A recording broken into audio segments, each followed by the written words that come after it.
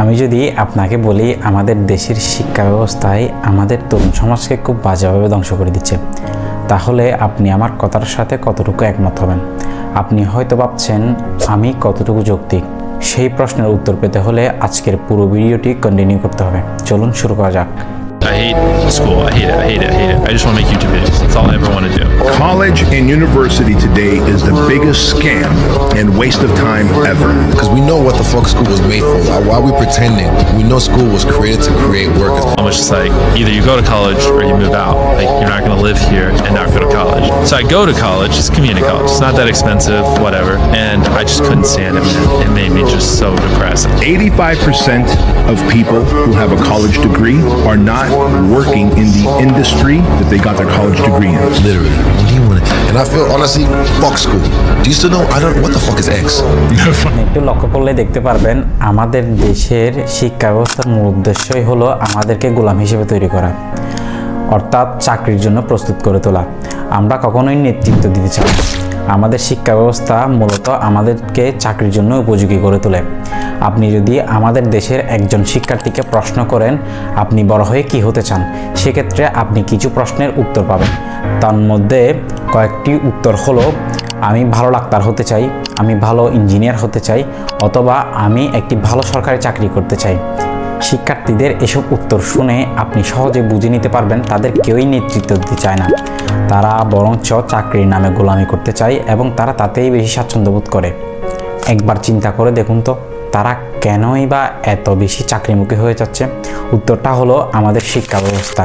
কিছুটা অপ্রীতিকর দৃষ্টিকোণ থেকে বলতে হয় আমাদের শিক্ষা ব্যবস্থা আমাদের সৃজনশীলতাকে 12টা বাজিয়ে দিচ্ছে, আর এটি আমাদের মূল অসন্তোষের কারণ। আমাদের শিক্ষা ব্যবস্থায় স্কুল কলেজগুলো আমাদের প্রশ্ন করা থেকে দূরে সরিয়ে রাখছে। তাছাড়া আমাদের শিক্ষার্থীরা পাশ করছে, ফেল করছে, জোরে পড়ছে, আসলে পরিবর্তন হচ্ছে না কিচ্ছুটি। ঠিক স্বৈরা শাসকের মতোই আমাদের ঘাট থেকে নামতে চাইছে না আমাদের এই বাজে শিক্ষা ব্যবস্থা।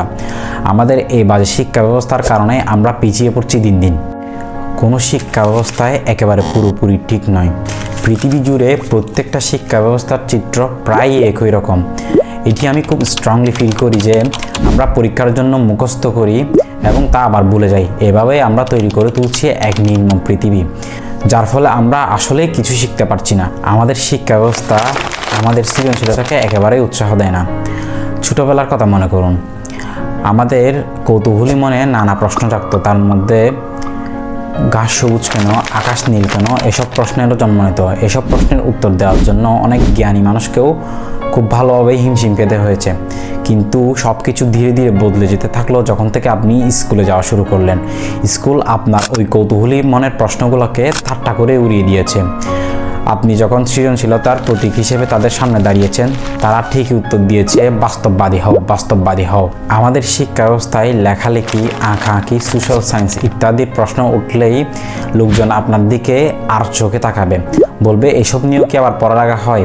তো আমাদের শিক্ষা ব্যবস্থা থেকে আপনি মূলত কী শিখলেন? আপনি শিখলেন আপনাকে ডাক্তার, ইঞ্জিনিয়ার বা ভালো একটি চাকরি পাওয়ার জন্য পড়ালেখা করতে হবে। এর বাইরে গিয়ে অন্য কিছু নিয়ে পড়ালেখা করা মানে হচ্ছে আপনি একজন মাকাল ফল। স্কুল কলেজে শেখানো হয় কীভাবে প্রশ্ন করা থেকে বিরত থাকতে হয়। প্রশ্ন করা একটি খারাপ কাজ, এভাবেই উৎসাহিত করে যাচ্ছে আমাদের স্কুল কলেজগুলো। ডাক্তার, ইঞ্জিনিয়ার, সরকারি চাকরি, এসব ক্ষেত্রে কি বাংলাদেশের শিক্ষার্থীরা খুব বেশি বিপ্লব ঘটাতে পেরেছে? আমার মনে হয় পারেনি। কেননা আপনি খুব ভালো করে লক্ষ্য করলে দেখতে পারবেন ডাক্তারি খাতে বাংলাদেশের রোগীরা দিন দিন বিদেশমুখী হচ্ছে। এই বিদেশমুখী প্রবণতা বাড়ার কারণ হলো ঘাটে ঘাটে ভোগান্তি। ঘাটে ঘাটে ভোগান্তি হওয়ার ফলশ্রুতিতেই বাংলাদেশের রোগীরা বিদেশে গিয়ে চিকিৎসা নিতে স্বাচ্ছন্দ্য বোধ করেন। তাছাড়া বিদেশি ডাক্তারদের আন্তরিক ব্যবহার, দ্রুত রোগ নির্ণয় এবং চিকিৎসার কারণে বাংলাদেশের রোগীরা বিদেশে গিয়ে চিকিৎসা নিতে স্বাচ্ছন্দ্য বোধ করেন। ইঞ্জিনিয়ারিং সেক্টরে আসলে আপনি দেখবেন আমাদের দেশের বড় বড় প্রজেক্ট, বড় বড় ব্রিজ, বড় বড় মেট্রো রেল তৈরির ক্ষেত্রে আমরা বিদেশ থেকে ইঞ্জিনিয়ার আমদানি করে আনি। তাছাড়া সরকারি চাকরির ক্ষেত্রে দুর্নীতির কথা তো বাদই দিলাম। এখন আপনাদের কাছে প্রশ্ন রয়ে গেল, আমাদের দেশের সব শিক্ষার্থীকে ডাক্তার, ইঞ্জিনিয়ার এবং একটি ভালো সরকারি চাকরি পাওয়ার জন্য অনেক বেশি প্রেশারাইজড করে কি এমন লাভটা হলো?